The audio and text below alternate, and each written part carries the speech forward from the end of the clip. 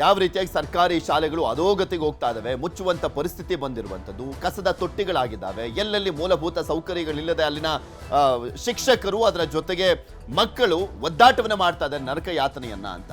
ಅದರ ಮುಂದುವರೆದ ಭಾಗವಾಗಿ ನೋಡೋದಾದ್ರೆ ಗದಗದ ಲಕ್ಷ್ಮೇಶ್ವರ ಪಟ್ಟಣದಲ್ಲಿ ಸರ್ಕಾರಿ ಶಾಲೆಯ ದುಸ್ಥಿತಿಯನ್ನು ತೋರಿಸ್ತಾ ಇದ್ವಿ. ಮೌಲಾನಾ ಆಜಾದ್ ಮಾದರಿ ಶಾಲೆಯಲ್ಲಿ ಯಾವುದೇ ಸೌಕರ್ಯ ಇಲ್ಲ. ಆಂಗ್ಲ ಮಾಧ್ಯಮದ ಶಾಲೆಯಾದರೂ ಕೂಡ ಇಲ್ಲ ಸೌಲಭ್ಯ. ಇಲ್ಲಿ ಕನ್ನಡ ಆಗಲಿ ಆಂಗ್ಲ ಮಾಧ್ಯಮ ಶಾಲೆ ಆಗಲಿ ಸೌಲಭ್ಯಗಳು ಬೇಕಲ್ಲ ಸರ್ಕಾರದಿಂದ, ಆ ಸೌಲಭ್ಯಗಳು ಸಿಗ್ತಾ ಇಲ್ಲ. ಶಾಲೆಯಲ್ಲಿ ಕುಡಿಯುವ ನೀರಿಲ್ಲ, ಶೌಚಾಲಯ ಸೌಲಭ್ಯವೂ ಕೂಡ ಇಲ್ಲ. ಕುಡಿಯೋದಕ್ಕೂ ನೀರಿಲ್ಲ, ಶೌಚಾಲಯದ ಸೌಲಭ್ಯವೂ ಕೂಡ ಇಲ್ಲ. ಸೈನ್ಸ್ ಲ್ಯಾಬು, ಕಂಪ್ಯೂಟರ್ ಲ್ಯಾಬು, ಗ್ರಂಥಾಲಯ ಯಾವ ಸೌಲಭ್ಯ ಕೂಡ ಇಲ್ಲ. ಹೆಸರಿಗೆ ಮಾತ್ರ ಅಲ್ಲೊಂದು ಶಾಲೆ ಇದೆ ಅಂತ ಇದೆ ಅಷ್ಟೇ. 6ನೇ ತರಗತಿ ಮಕ್ಕಳಿಗೆ ಸ್ಟೋರ್ ರೂಮ್ನಲ್ಲಿ ನಿತ್ಯ ಪಾಠ, ಸ್ಟೋರ್ ರೂಮ್ನಲ್ಲಿ ಪಾಠವನ್ನು ಮಾಡುವಂಥ ಪರಿಸ್ಥಿತಿ, ದುಸ್ಥಿತಿ ಅದು. ಶಾಲೆಯ ಕಟ್ಟಡ ಸಹ ಎಲ್ಲೆಂದರಲ್ಲಿ ಬೆರುಕು ಬಿಟ್ಟಿದೆ. ಮೇಲ್ಛಾವಣಿ ಹಾಳು, ಕಿತ್ತು ಬಂದಿದೆ. ಸ್ವಿಚ್ ಬೋರ್ಡ್ ಅರ್ಧಕ್ಕೆ ನಿಂತು ಹೋಗಿರುವಂಥದ್ದು. ಹೊಸ ಕಟ್ಟಡ ಕಾಮಗಾರಿ ಅರ್ಧಕ್ಕೆ ನಿಂತ್ಕೊಂಡಿದೆ. ಹೊಸ ಕಟ್ಟಡದ ಕಾಮಗಾರಿ ಅದು ಕಂಪ್ಲೀಟು ಕೂಡ ಆಗಿಲ್ಲ. ಶಾಲಾ ಕಟ್ಟಡ ಅನೈತಿಕ ಚಟುವಟಿಕೆಗಳ ತಾಣವಾಗಿದೆ. ಅಲ್ಪಸಂಖ್ಯಾತರ ಇಲಾಖೆ ಅಧಿಕಾರಿಗಳ ನಿರ್ಲಕ್ಷ್ಯಕ್ಕೆ ಆಕ್ರೋಶವನ್ನ ವ್ಯಕ್ತಪಡಿಸ್ತಾ ಇದ್ದಾರೆ ಆ ಸಮುದಾಯದವರು. ಅಲ್ಲಿ ಹೇಗಿದೆ ಪರಿಸ್ಥಿತಿ ಅನ್ನುವಂಥದ್ದು ನಿಮಗೆ ತೋರಿಸ್ತಾ ಇದ್ದೀವಿ. ಆಲ್ಮೋಸ್ಟ್ ಸರ್ಕಾರಿ ಶಾಲೆಗಳ ದುಸ್ಥಿತಿ ಇದು. ಅದೇ ರೀತಿಯಾಗಿ ಮೌಲಾನಾ ಆಜಾದ್ ಆಂಗ್ಲ ಮಾಧ್ಯಮ ಶಾಲೆಯ ದುಸ್ಥಿತಿ ಹೇಗಿದೆ ಅನ್ನುವಂಥದ್ದು ನೋಡ್ಬೋದು. ಗದಗ ಜಿಲ್ಲೆ ಲಕ್ಷ್ಮೇಶ್ವರ ಪಟ್ಟಣದಲ್ಲಿರುವಂಥ ಶಾಲೆ ಇದು. ಇನ್ನೊಂದು ಕಡೆ ಹೊಸ ಕಟ್ಟಡ ಶುರುವಾಗಿದೆ ಅಷ್ಟೇ, ಅರ್ಧಂಬರ್ಧಾಗಿ ನಿಂತಿದೆ. ಅದು ಅನೈತಿಕ ಚಟುವಟಿಕೆಗಳ ತಾಣ. ಆ ಒಂದು ಹೊಸ ಕಟ್ಟಡ ನಿರ್ಮಾಣ ಆಗ್ತಾ ಇದೆಯಲ್ಲ ಅದು. ಇನ್ನು ಸ್ಟೋರ್ ರೂಮ್ನಲ್ಲಿ 6ನೇ ಕ್ಲಾಸ್ ವಿದ್ಯಾರ್ಥಿಗಳಿಗೆ ಪಾಠವನ್ನು ಮಾಡಲಾಗ್ತದೆ. ಯಾವುದೇ ಲ್ಯಾಬ್ಗಳಿಲ್ಲ, ಲೈಬ್ರರಿ ಇಲ್ಲ. ಅನುದಾನ ಬಂದು ಅದು ಎಲ್ಲಿಗೆ ಹೋಯ್ತೋ ಗೊತ್ತಿಲ್ಲ, ಯಾರು ಜೋಬನ್ನು ಸೇರ್ತೋ ಏನೋ ಗೊತ್ತಿಲ್ಲ. ಇದೇ ವಿಚಾರಕ್ಕೆ ಸಂಬಂಧಪಟ್ಟಂತೆ ಅಲ್ಲಿನ ವಿದ್ಯಾರ್ಥಿಗಳು ಮತ್ತು ಪೋಷಕರು ಆಕ್ರೋಶವನ್ನು ವ್ಯಕ್ತಪಡಿಸಿದ್ದಾರೆ. ಯಾರು ಏನು ಮಾತಾಡಿದ್ದಾರೆ ನೋಡೋಣ. ವಸತಿ ಬಿಲ್ಡಿಂಗ್ ಇಲ್ರಿ ಸರ್, ಮತ್ತು ಸ್ಟಾಫ್ ರೂಮ್ 6th ಕ್ಲಾಸ್ ಇನ್ ಮಿಕ್ಸ್ ಐತ್ರಿ ಸರ್. ಮಿಕ್ಸ್ ಐತ್ರಿ staff room, office room 6th class mix ಐತ್ರಿ ಸರ್. 6 ಪಾಠ ಮಾಡೋದು 10ನೇ ತರಗತಿಗೆ ಭಾಳ ಸಮಸ್ಯೆ ಆಗತ್ತೆ ರೀ ಸರ್. ಸೈನ್ಸ್ ಲ್ಯಾಬ್ ಇಲ್ರಿ ಸರ್, ಸ್ಪೋರ್ಟ್ಸ್ಗೆ ಗ್ರೌಂಡ್ ಇಲ್ರಿ ಸರ್, ಮತ್ತು ಏನೋ ಕಂಪ್ಯೂಟರ್ ಕ್ಲಾಸ್ ಇಲ್ರಿ ಸರ್, ಮತ್ತು ವಾಶ್ರೂಮ್ ಇಲ್ರಿ ಸರ್. ಸ್ಕೂಲಿಗೆ ಏನೋ ಸ್ಟೇಷ್ನರಿ ಬಂತಂದ್ರೆ ಅದು ಇಟ್ಟು ಒಂದು ಬೇರೆದು ರೂಮ್ ಇಲ್ರಿ ಸರ್. ಎಲ್ಲ ಒಂದು ರೂಮಿಗೆ ಇಡಬೇಕು.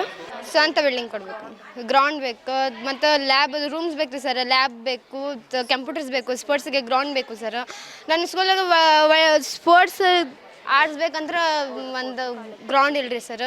ಇಲ್ಲಿ ಕಂಪ್ಯೂಟರ್ ಕ್ಲಾಸಸ್ ಇಲ್ರಿ, ಮತ್ತು ಸೈನ್ಸ್ ಲ್ಯಾಬ್ ಇಲ್ರಿ, ಪ್ಲೇ ಗ್ರೌಂಡ್ ಇಲ್ರಿ, ಮತ್ತು ಟಾಯ್ಲೆಟ್ಸ್ ಕ್ಲಾಸಸ್ ಕಡಿಮೆ ಐತ್ರಿ, ಮತ್ತು ರೂಮ್ಸ್ ಇಲ್ರಿ, ಸ್ವಲ್ಪ ಜಾಗ ಕಡಿಮೆ ಕುಂದರಾಸ್. ಹಾಂ, ಆಫೀಸ್ನಾಗ 3 ಇದು ಐತ್ರಿ, ಒಂದು ಸ್ಟಾಫ್ ರೂಮ್, 6th ಕ್ಲಾಸ್ ಮತ್ತು ಆಫೀಸ್.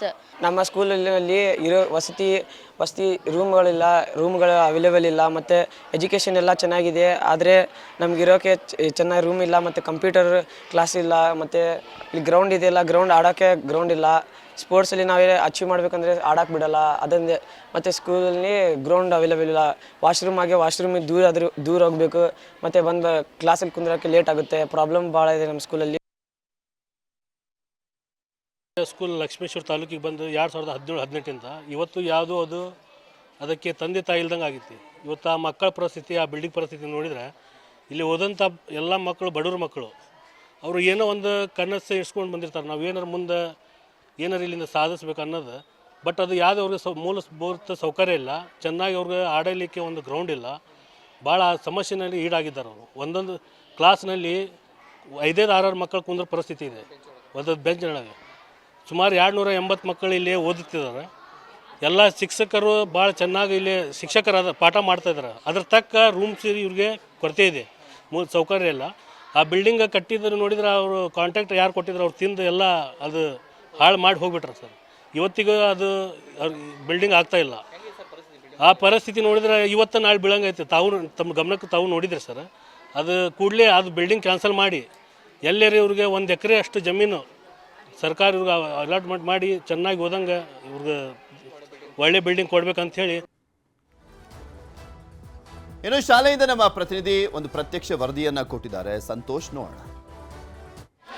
ಗದಗ ಜಿಲ್ಲೆ ಲಕ್ಷ್ಮೇಶ್ವರ ಪಟ್ಟಣದಲ್ಲಿರ್ತಕ್ಕಂಥ ಮೌಲಾನಾ ಆಜಾದ್ ಇಂಗ್ಲಿಷ್ ಮೀಡಿಯಂ ಶಾಲೆಯಲ್ಲೂ ಕೂಡ ಮಕ್ಕಳಿಗೆ ಮೂಲಭೂತ ಸೌಕರ್ಯಗಳೇ ಸಿಗ್ತಾ ಇಲ್ಲ. ನಾವು ಕೂಡ ದೃಶ್ಯದಲ್ಲಿ ಸಹ ತೋರಿಸ್ತಾ ಹೋಗ್ತೇನೆ. ಇದು SSLCಯ ವಿದ್ಯಾರ್ಥಿಗಳ ಒಂದು ಕೊಠಡಿ. ಈ ಒಂದು ಕೊಠಡಿಯಲ್ಲಿ ಒಂದೊಂದು ಬೆಂಚಿನಲ್ಲಿ ಕೂಡ 5 ರಿಂದ 6 ವಿದ್ಯಾರ್ಥಿಗಳು ಕುಂತು ಕಲಿಯುವಂತಹ ಪರಿಸ್ಥಿತಿ ಕೂಡ ನಿರ್ಮಾಣವಾಗಿರುವಂಥದ್ದು. ಇದೊಂದು ಮೌಲಾನಾ ಆಜಾದ್ ಶಾಲೆಯಲ್ಲೇ, ಈ ಒಂದು ಇಂಗ್ಲಿಷ್ ಮೀಡಿಯಂ ಶಾಲೆಯಲ್ಲೇ 6ನೇ ತರಗತಿಯಿಂದ 10ನೇ ತರಗತಿವರೆಗೆ ಸುಮಾರು 288 ಮಕ್ಕಳು ಸಹ ವ್ಯಾಸಂಗವನ್ನ ಮಾಡ್ತಾರೆ. ಆದರೆ ಮಾಡ್ತಕ್ಕಂಥ ವಿದ್ಯಾರ್ಥಿಗಳಿಗೆ ಸರಿಯಾದ ಒಂದು ವ್ಯವಸ್ಥೆ ಸಹ ಸಿಗ್ತಾ ಇಲ್ಲ. ಹೀಗಾಗಿ ಈ ಒಂದು ಇರ್ತಕ್ಕಂಥ ಕೊಠಡಿಯಲ್ಲಿಯೂ ಕೂಡ ನೋಡ್ತಾ ಇರ್ಬೋದು ಯಾವ ರೀತಿಯಾದ ಪರಿಸ್ಥಿತಿ ಕೂಡ ಇದೆ ಅನ್ನೋದನ್ನ. ಇಲ್ಲಿ ಬಟನ್ಗಳು ಕೂಡ ಕಿತ್ತು ಹೋಗಿದಾವೆ. ಜೊತೆಗೆ ಇಲ್ಲಿರ್ತಕ್ಕಂಥ ವಿದ್ಯುತ್ ಸ್ಪರ್ಶವಾಗಿ ಈ ಮಕ್ಕಳಿಗೆ ಏನಾದರೂ ಹೆಚ್ಚು ಕಡಿಮೆ ಆದರೆ ಯಾರು ಹೊಣೆ ಎಂಬುದು ಒಂದು ಕಡೆ ಆದರೆ, ಈ ಮಕ್ಕಳಿಗೆ ಸಿಗಬೇಕಾದಂಥ ಮೂಲ ಸೌಕರ್ಯಗಳ ಜೊತೆಗೆ ಇಂಥ ಒಂದು ದುಸ್ಥಿತಿ ಸಹ ಇಲ್ಲಿ ಇರ್ತಕ್ಕಂಥದ್ದು. ಇನ್ನು ಮೇಲ್ಛಾವಣಿಯು ಸಹ ಎಲ್ಲೆಂದರಲ್ಲಿ ಸೋರುವಂತಹ ಪರಿಸ್ಥಿತಿ ಕೂಡ ಈಗ ನಿರ್ಮಾಣವಾಗಿರುವಂಥದ್ದು. ಮಳೆ ಬಂದರೆ ಸಾಕಷ್ಟು ಸಮಸ್ಯೆ ಆಗುತ್ತೆ. ಇನ್ನು ಇಲ್ಲಿ ಇರ್ತಕ್ಕಂಥ ಫ್ಯಾನ್ಗಳು ಕೂಡ ಸರಿಯಾಗಿ ವರ್ಕ್ ಆಗ್ತಾ ಇಲ್ಲ. ಯಾಕಂದ್ರೆ ಇಲ್ಲಿ ಅಲ್ಪಸಂಖ್ಯಾತರ ಇಲಾಖೆಯಿಂದ ಸಾಕಷ್ಟು ಅನುದಾನ ಬರುತ್ತೆ.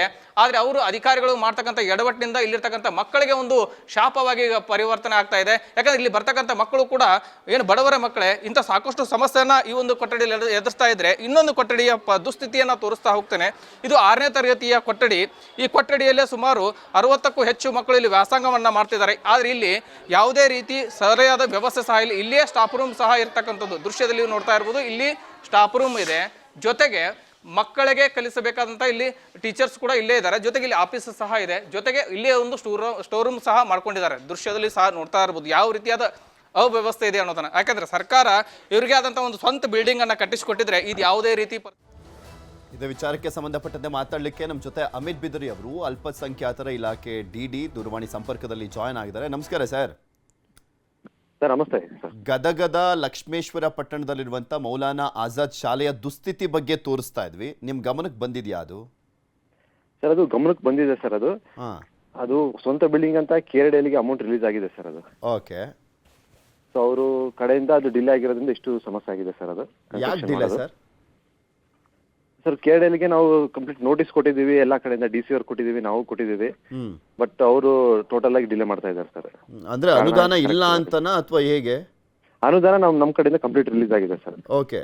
ಅನುದಾನ ರಿಲೀಸ್ ಮಾಡಾದ್ಮೇಲೂ ಕೂಡ ಅವ್ರು ಡಿಲೇ ಮಾಡ್ತಿದ್ದಾರೆ ಅಂದ್ರೆ ಪ್ರಶ್ನೆ ಮಾಡ್ಬೇಕಲ್ವಾ ಸರ್? ಅಲ್ಲಿ ವಿದ್ಯಾರ್ಥಿಗಳು ಮತ್ತೆ ಅಲ್ಲಿ ನರಕ ಅನುಭವಿಸ್ತಾ ಇರುವಂತವ್ರು ಶಿಕ್ಷಕರು. ಅದೇ ಸರ್, ಬಟ್ ಅಲ್ಲಿ ನಮ್ಮ ಕಡೆಯಿಂದ ಟೋಟಲ್ ಫಾಲೋ ಅಪ್ ಇದೆ ಸರ್. ಕಂಪ್ಲೀಟ್ ಅಲ್ಲಿ KRDL ಕಡೆಯಿಂದ ಡಿಲೇ ಆಗಿದ್ದರಿಂದ ಇಷ್ಟು ಸಮಸ್ಯೆ ಆಗಿದೆ. ಅದು ನಾವು ಫಾಲೋ ಅಪ್ ಮಾಡ್ತಾ ಇದ್ದೀವಿ ಸರ್. ಓಕೆ, ಹೊಸ ಬಿಲ್ಡಿಂಗ್ ಬಿಡಿ, ಈಗ ಇರೋ ಹಳೆ ಬಿಲ್ಡಿಂಗ್ ಅಲ್ಲಿ ಎಂತ ಪರಿಸ್ಥಿತಿ ಇದೆ ನೋಡಿದಿರಾ? ಸ್ಟೋರ್ ರೂಮ್ ನಲ್ಲಿ 6ನೇ ಕ್ಲಾಸ್ ವಿದ್ಯಾರ್ಥಿಗಳು ಪಾಠವನ್ನ ಕೇಳುವಂತದ್ದಾಗಿದೆ.